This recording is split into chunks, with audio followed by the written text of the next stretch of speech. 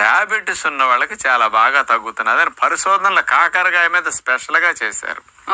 వాళ్ళు ఏం చెప్పారంటే కాకరకాయలో ఉండే ఫ్లేవనాయిడ్స్, యాంటీ ఆక్సిడెంట్స్ తో పాటు ఫ్రక్టోజమైన్ అనే ఒక కెమికల్ ఉంది. ఇది ఏం చేస్తుందంటే షుగర్ పేషెంట్స్ లో కణజాలములో ఆహార పదార్థాలను ఎనర్జీగా మార్చే వాటిని మైటోకాండ్రియన్స్ అంటారు. ఆ మైటోకాండ్రియన్ అనేది ఎక్కువగా చక్కెరని గ్రహించుకుని ఎక్కువగా హీట్ని, ఎనర్జీని ప్రొడ్యూస్ చేసేటట్టు ఈ కాకరకాయ ప్రేరణ కలిగిస్తుందట. అందుకని రక్తంలో ఉండే చక్కెరని చకచకా లోపలికి లాక్కోవటం, ఫైర్ చేయటం, హీట్ని, ఎనర్జీని ప్రొడ్యూస్ చేసి సప్లై చేయటం అనేది ఈ ప్రాసెస్ ని కాకరకాయ స్పీడప్ చేస్తుంది అని సైంటిఫిక్ గా నిరూపించారు.